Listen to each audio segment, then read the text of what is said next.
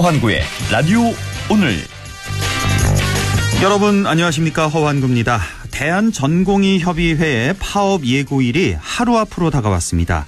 대한의사협회도 14일 다음 주 금요일 총파업을 예고하고 있는데요.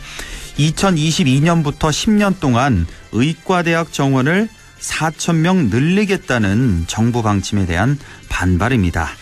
박능호 보건복지부 장관은 오늘 대국민 담화를 발표했는데요. 의대 정원 확충이 불가피하다며 전공의 집단 휴진 자제를 요청했습니다. 현재 의료계는 우리나라의 의사 수가 부족한 게 아니라 배분의 문제다. 지역 의사를 뽑아서 10년 동안 의무적으로 해당 지역에 머물겠다고 하지만 레지던트 등 수련 기간만 4, 5년인데 실질적으로 지역 의사로 머무는 기간은 5, 6년에 불과하다. 그 이후에 수도권으로 유턴하는 건 어떡할 거냐라면서 이렇게 여러 가지 이유를 들며 반발하고 있습니다.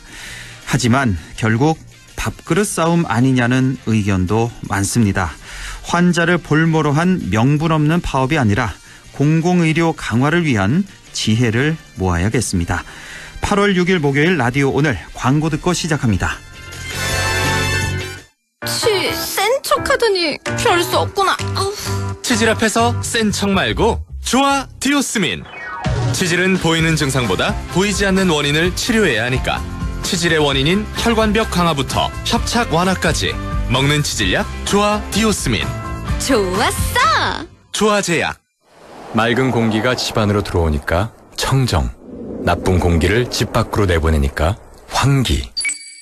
공기청정과 환기를 동시에 하니까 청정환기. 이제 창문 닫고 환기하세요. 청정환기 시스템을 나비앤하우스에서 만나보세요. 경동 나비앤.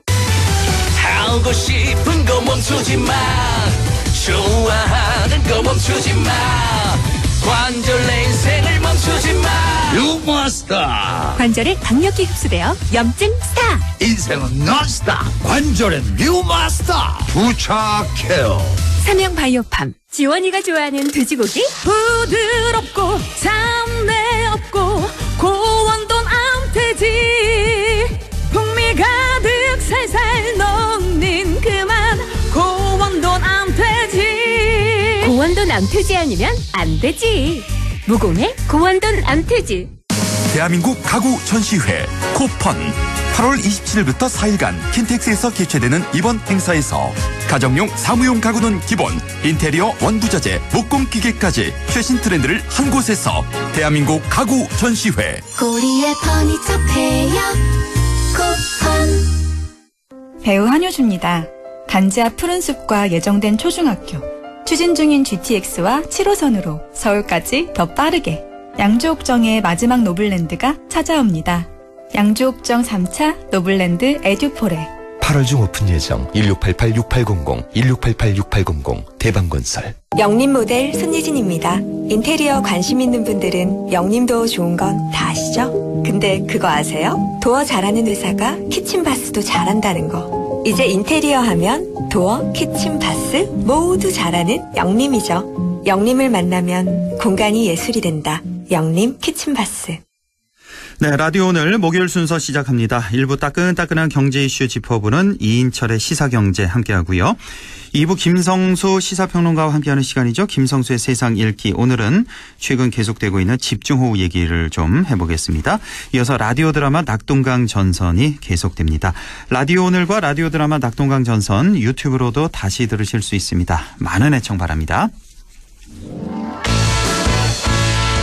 네, 이인철의 시사경제 함께 하겠습니다. 오늘도 참 좋은 경제연구소 이인철 소장과 함께하죠.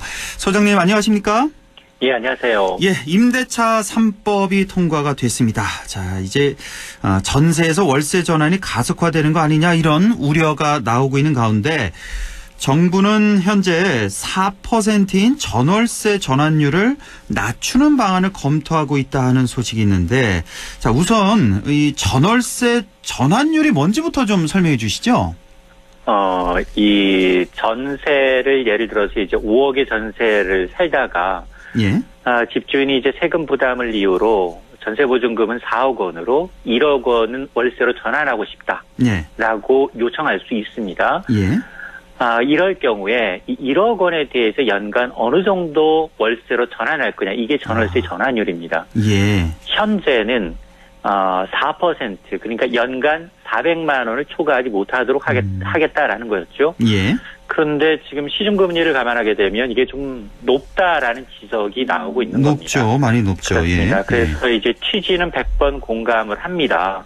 그래서 이제 김현미 국토부 장관이 전세를 월세로 전환할 때 적용이 되는 전월세 전환율을 현재 4%에서 조만간 낮추겠다는 겁니다. 예. 현행 그 주택 임대차 보호법에는 기준금리 플러스 3.5%로 돼 있는데 현재 기준금리가 0.5%입니다. 그렇죠. 그래서 이제 4.0%인 건데 예. 그러나 이 법이 만들어질 당시의 기준금리를 보면 이게 2016년인데요.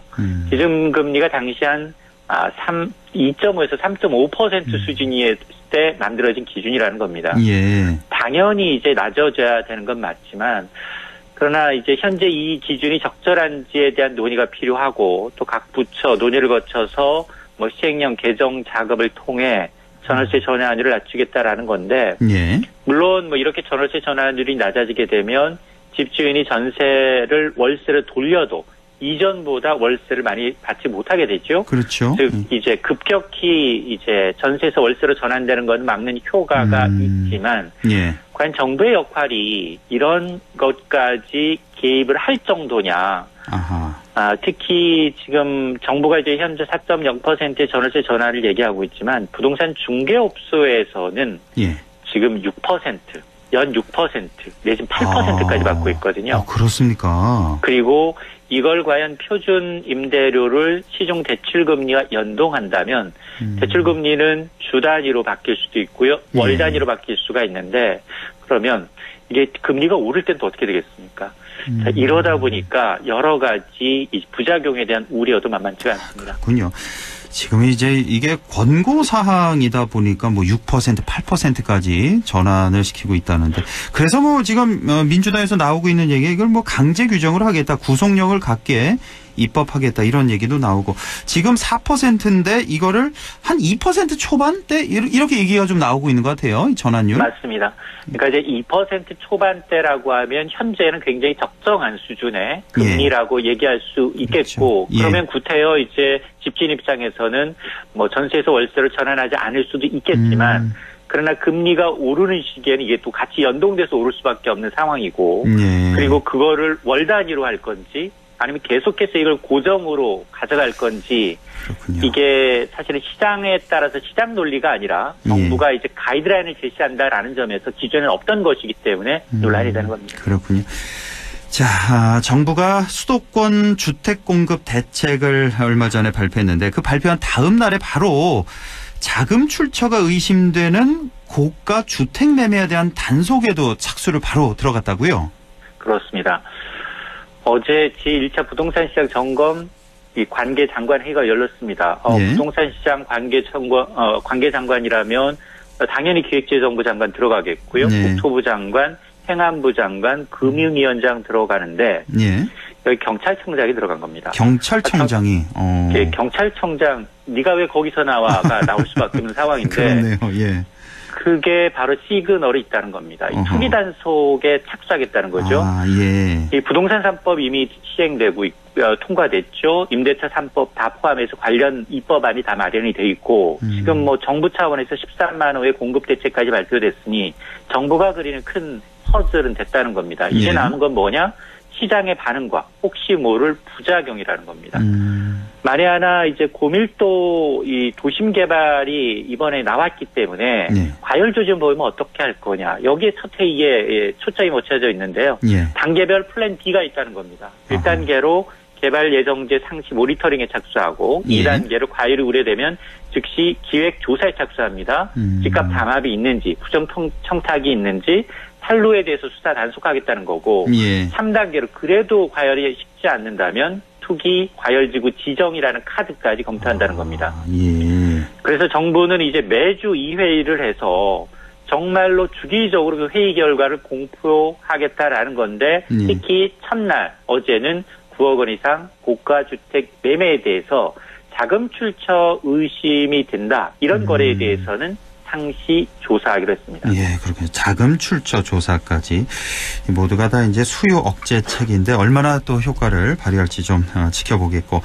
자, 요즘 뭐 증시가요. 뭐 우리나라뿐만 아니라 미국 증시도 그렇고 계속해서 쉼 없이 상승을 하고 있습니다. 개인 투자자들의 적극적인 매수로 연중 최고치를 갈아치우는 이 강세장 이어지고 있는데 제 기억으로는 지난 3월 그 폭락된가요? 한 1,400선까지 밀렸던 기억이 있는데 어느새 여기서 1,000포인트 플러스 돼서 2,400선을 지금 넘보고 있는 상황이네요. 맞습니다. 코스피가 사흘 연속 연중 최고를 갈아치우면서 2,300선 훌쩍 뛰어넘었습니다. 오늘도 또 올랐어요. 예. 오늘도 어제와 비교하면 30포인트, 1.33%가 올라서 예. 2,342로 거래를 마친 겁니다. 예. 2,300선을 넘어선 것은 지난 2018년 10월 이후 22개월 만이고요. 코스닥도 오늘 6.84포인트 추가로 상승해서 854입니다. 2년 2개월 만에 최고치인데 예. 이게 그동안은 사실은 2,200선에서 300선 넘어가면 바로 또 내려서 이 박스피라는 오명이 있었습니다. 근데 지금 전망을 좀 보게 되면 물론 이 투자 은행들은 이 추가 전망 쪽에 더 많은 무게가 실리고 있는데요. 그 얘기 속내를 좀 들여다보면 예상외로 2분기 실적이 나쁘지 않네. 그리고 나스닥 등 미국 증시는 계속해서 좋습니다. 나스닥은 오늘 새벽에 11,000선까지 터치하면서 강세장을 이어가고 있죠. 네. 이렇게 이제 경제 지표들도 기대치 이상으로 나오니까 3, 4분기의 경기회복에 대한 기대감이 반영되고 있고 특히나 올해 25조 이상 순매됐던 외국인들이 이달 들어서 7월 들어서 순매수로 전환한 점도 긍정적이라는 겁니다. 예. 반면에 하락, 이거는 좀 과열이다. 코로라고 이제 보는 분들은 코로나19가 변수라는 겁니다. 코로나 여파로 지금 일부 언택트 업종을 중심으로 해서 이제 바이오 제약주를 비롯해서 뭐 이런 4차 산업주들 이런 업종을 제외하고 기업 실적 개선이 되지 않고 있다. 예. 증시의 이제 돈의 힘, 유동성 장세라는 건 한계가 있기 때문에 계속해서 이런 상승장은 이어지기 힘들다라는 반론도 만만치 않습니다. 그러니까 이 증시라는 건 전망보다는 대응의 영역이라고는 하는데 사실 그 한 번은 쉬어가겠지, 한 번은 쉬겠지 했는데 이게 쉬지 않고 계속 쭉쭉 올라가다 보니까 어떻게 보십니까? 개인적으로 우리 소장님 계속 이렇게 올라가만 갈까요? 저는 미국 경기가 그다지 좋지 않다.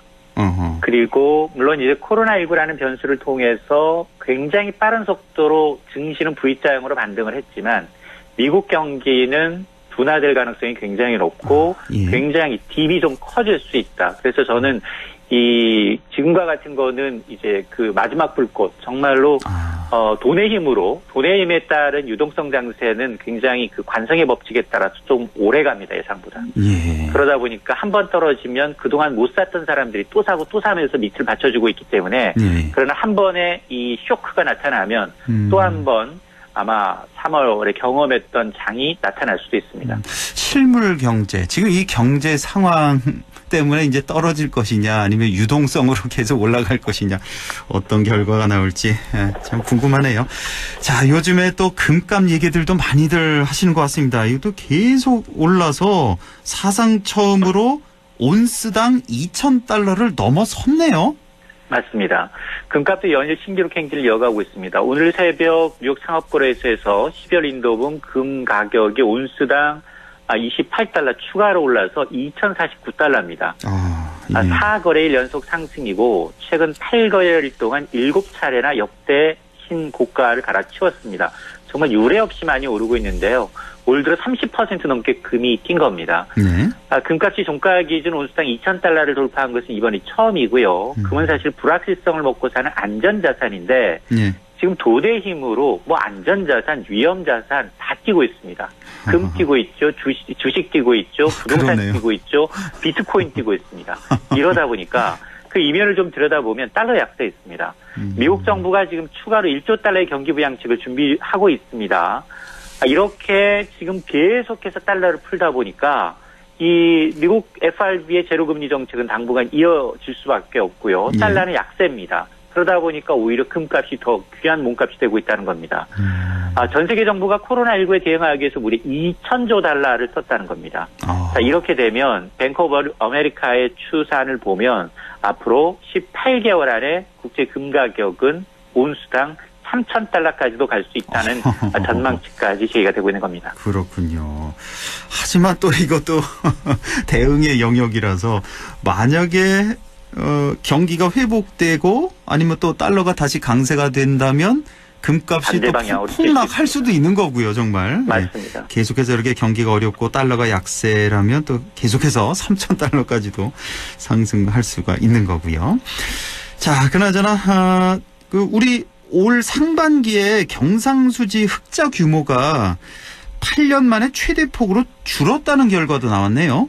그렇습니다. 오늘 한국은행의 이제 올해 상반기 경상수지액을 보니까 191억 7천만 달러인데요. 1년 전과 비교하니까 15.3%가 줄었습니다. 네. 이게 이제 2012년 상반기 이후 8년 만에 정말 가장 적은 흑자 규모를 기록을 하고 있는데 수출도 같은 기간 13% 감소했습니다. 어느 정도 예상을 했습니다. 코로나 사태로 세계 교역이 부진했고요. 전 지역에 대한 수출이 감소했습니다. 특히나 우리가 잘 아는 이 석유 제품, 승용차, 자동차 부품을 중심으로 수출이 많이 줄었습니다. 수입 역시 이제 감소를 했는데 수입도 전년 대비 한 9.8% 감소해서 오히려 이제 수출 부진이 더 심했는데요. 반면에 이제 서비스 수지는 여행을 못 가다 보니까 오히려 적자 규모가 최소를 기록했습니다. 그렇겠죠. 다만 이제 6월 한 달 만을 떼어놓고 보면 6월 경상수지 흑자 규모가 8개월 만에 최대를 기록하고 있어서 자, 이런 걸 감안하게 되면 좀 하반기의 수출은 좀 나아지지 않겠느냐라고 정부는 기대하고 있는 겁니다. 그렇죠. 예, 상반기 이 수출이 줄어든 거, 경상수지 규모가 줄어든 건 어쩔 수 없는 상황이었고요. 코로나 때문에. 그래도 말씀하신 것처럼 수출이 점점 회복되고 있어서 하반기에는 좀 기대를 해봐도 될 것 같습니다. 최근에 왜 한국판 뉴딜 펀드 얘기가 종종 나오고 있습니다. 이거 좀 간단히 좀 설명해 주시죠. 그렇습니다.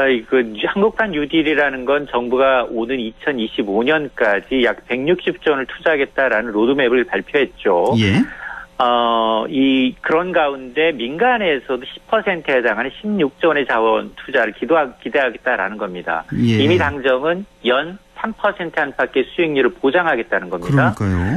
손실이 나면 정부 재원을 통해서 보전해주는 방식이 될 수밖에 없는데 이 펀드는 어디에 투자하냐? 5G, 자율주행차, 친환경 관련 SOC에 투자를 하는 게 되는데 특히 투자를 독려하기 위해서 3억 한도 내에서는 여기서 발생한 이자에 대해서는 5%대 저율의 분리과세를 하겠다는 겁니다. 예. 이러다 보니까 이게 지금 현재 예적금 금리가 제로 수준인 것도 많고 1% 안팎입니다. 예. 현실적으로 뉴딜 사업이 3%의 수익률을 기대하게 되면 3배 이상 높은 수익률이기 때문에 이게 어느 정도 이 3,000조에 달하는 유동성이 이쪽으로 또 흘러 들어갈지 그렇네요. 그리고 이게 많아지면 많아질수록 또 수익률이 이제 3%를 맞춰야 되기 때문에 결국 정부 재정을 소모해야 되는 게 아니냐라는 우려의 목소리도 있습니다. 그렇군요.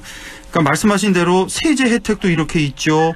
3% 보장하고 플러스 알파 수익률이 만약에 있다면 이대로만 된다면 엄청난 대박이 될 것 같은데 16조 원이나 160조 원 다 모일 수도 있을 것 같은 그런 생각이 드는데 그 정도로.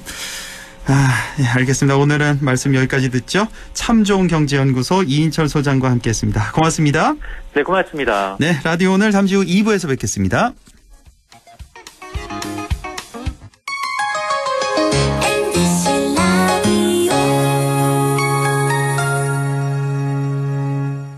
할인점보다 더 실속 있고 편의점보다 더 편리하게 살 수 있는 곳. 시장보다 더 정이 넘치고 백화점보다 더 품격 있는 곳. 이런 곳이 없을까요? 네, 우리 동네 우리 할인점 홈마트가 있습니다.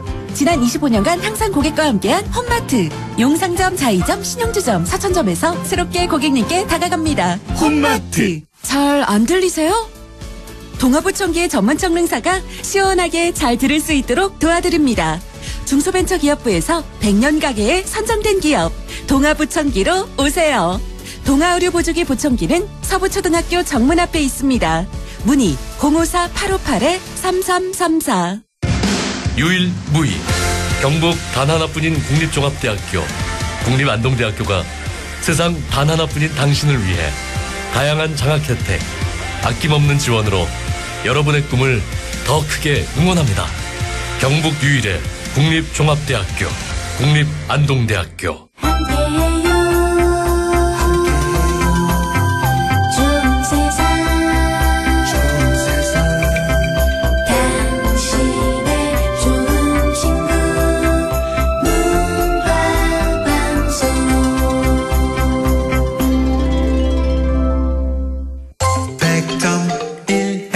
라디오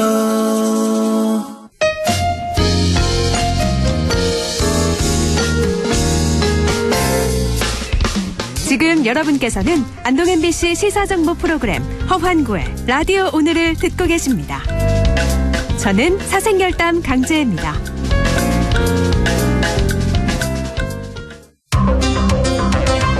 네, 6시 25분 57초 지나고 있습니다. 김성수의 세상 읽기 시작하죠. 오늘도 김성수 시사평론가와 함께합니다. 안녕하십니까? 안녕하세요. 김성수입니다. 예, 요즘에 비가 도대체 며칠째 계속되고 있는 겁니까? 줄기차게 내리고 있는데 사실 우리 지역 같은 경우는 뭐 봉화, 문경 이쪽에 비가 좀 많이 오긴 했습니다만 큰 피해는 없습니다. 다행히. 근데 지금 중부지방의 피해가 지금 어마어마하죠. 지금 어느 정도입니까? 예, 뭐 어마어마한 것까지는 일단 이전의 홍수 피해들과 비교해 보면 뭐 그래도 선방을 하고 있다고 볼 수 있는데요. 그래도 지금 10시 30분 오늘 오전 10시 30분에 중앙재난안전대책본부에서 집계한 걸 보니까 16명이 숨지고 11명이 실종되고 부상자가 7명. 그러니까 인명피해가 그래도 적다는 것이 정말 그나마 다행입니다. 아, 이거 적은 편입니까, 이 정도가? 저는 좀 많게 느껴져서요. 그러니까 이제 절대 숫자는 많다고 볼 수 있지만, 지금 비가요, 770mm, 680mm, 이렇게 왔거든요. 누적 강수량이. 뒤에도 이제 말씀드리겠지만, 이 정도 비가 오면요. 사실 이전에 그 사망자 숫자나 이런 것들은 100명이 훨씬 넘는 그런 피해들이 있었습니다. 그래서, 비교적 굵직굵직한 그런 피해들은 좀 막을 수 있는 시스템들이 각 지자체별로 잘 마련이 돼 있는데 이 지천에 대한 관리 이런 부분들이 제대로 그 정비가 안 되고 또 야산에 이제 깎아놓은 그런 그 공사장 있잖아요. 이런 데 정리가 좀 마무리가 잘 안 된 것 같아요. 그러면서 결과적으로 소규모 산사태들 그리고 지천의 범람들 이런 것들이 지천이 범람하니까 그냥 순식간에 물에 내려가는 이런 분들이 계셔서 지금 16명이 숨지고 11명이 실종된 걸로 집계가 됐고 그러니까 강수량에 비해서 인명피해는 상대적으로 예전과 비교해서 상당히 적었다는 말씀이신데 그리고 지금 다른 피해도 많잖아요. 이재민도 지금 991세대에 1,600여 명. 1,600명. 그러니까 지금 비가 온 날의 그 길이라든가 비가 온 양 이런 것들에 비해서는 그래도 이재민도 좀 적은 편입니다. 그나마 다행이고요. 시설 피해가 5,600건 정도 이제 5,600건 정도 확인됐는데 그 중에서도 지금 굉장히 응급 복구 속도가 빨라서 그나마도 열심히 그 지자체에서 잘 대응을 해주는 것 같은데요. 어제까지만 해도 2,400여 건이 응급 복구를 마쳤어요. 그러니까 복구 속도도 상당히 빠른 편입니다. 그래서 지금 아직까지 비가 더 올 예정입니다. 모레까지 한 400mm가 더 와요. 그러면 이 정도 비는 진짜 아마 역사에 기록될 정도의 많은 비라고 봅니다. 지금 제가 오늘 그 과거에 전설적인 그런 홍수들 몇 개를 설명을 해드릴 텐데요. 그런데 그런 홍수에 비해서 비의 양이 거의 2배 가까이 많습니다. 그렇군요. 상당히 그 양에 비해서는 정말 말씀하신 대로 이렇게 피해가 상당히 비교적 적다는 말씀이시고 김성수 평론가님께서 직접 겪었던 홍수 피해가 있다고 하고 또 역사적으로 봐서 아주 전설적인 피해가 있다고 하는데 그것도 좀 소개해 주시죠. 그러니까요. 지금 제가 제 기억으로는 눈앞에서 정말 소름이 지금도 그 눈앞에 물이 잠겨 있는 마당이 생생하거든요.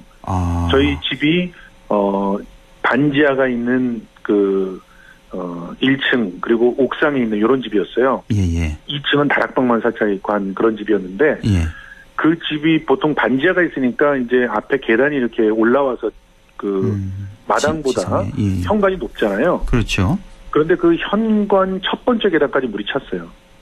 저희 어머니께서 떠다니는 그 물건들을 붙잡겠다고 그 마당으로 내려가서 그 물에 잠겨 있을 때 허리까지 잠겨 있었거든요.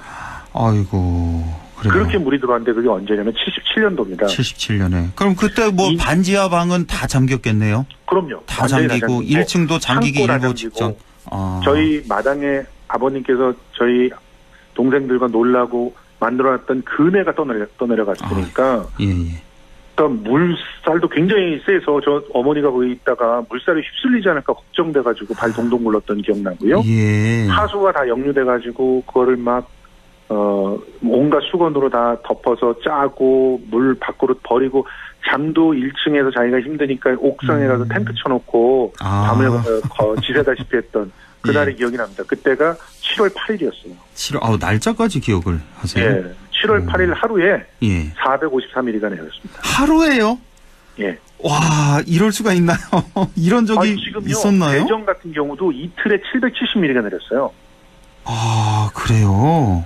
그러니까 지금 보면 사실 비의 양이 장난 아니게 떨어진 거죠. 지금도. 그런데 지금 이제 그때 상황으로 본다면 그 개봉동, 광명동, 안양 이쪽이 454mm가 하루 저녁에 내리면서 전국에서 그때 당시에 235명 사망, 40명 실종. 그 중에서 안양에서만 208명 사망. 그러니까 이때 당시에만 그 피해액이 어마어마했는데요. 딴 거 다 떠나서 안양 목강천에 안양대교라고 지어놨었거든요. 그게 75년대 준공이 됩니다. 근데 그게 두동강이 나서 쓸려가 버렸어요. 그렇습니까? 2년 만에. 그 정도로 홍수였는데 이거는 전설적인 홍수에 들어가지도 못합니다. 72년도 홍수에는요. 72년? 72년도 홍수는 저는 어렸을 때라서 기억이 잘 안 나고 그때 저희 집은 고지대였거든요. 산 위에 있었어요. 그런데 실제로 그때 당시에 어느 정도냐면 서울의 용산, 잠실 같은 데는 섬처럼 됐다고 할 정도로 그렇게 비가 많이 왔었고요. 그때 박정희 대통령이 비 피해에 대한 적극적인 복구를 정말 시작을 해가지고 그때까지만 해도 이런 지천의 관리라든가 이런 부분에 대한 인식이 좀 박정희 정부가 별로 없었거든요. 그런데 그 이후에 이제 예산을 갖다 제대로 편성하면서 이 홍수의 관리에 대해서 신경을 쓰게 되는 그런 상황이 벌어집니다. 그런 전설적인 홍수도 제가 기억한 77년도의 홍수보다 못했죠. 그때 당시 72년이 600mm 정도 왔다고 하더라고요. 아, 그래요? 3일에 600mm 정도. 그렇게 많이 온 건 아닌데도 피해가. 근데 그때는 컸군요. 준비가 안 돼 있었던 거죠. 그러니까요. 자, 이런 역대 이런 홍수 피해들이 있었고, 이번에 참 이 비가 오면서 집중호우가 계속되면서 남북 관계에도 상당한 영향을 끼쳤다는 얘기가 있는데 이건 무슨 얘기입니까? 지금요, 임진강 주역의 파주, 문산, 연천 이런 데가 물에 잠기고 있잖아요.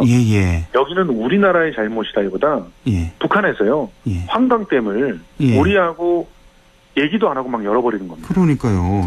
그러니까 그 물이 언제 얼만큼이 떨어질지 몰라요. 그 정보를 교류를 하지 않고 있어요.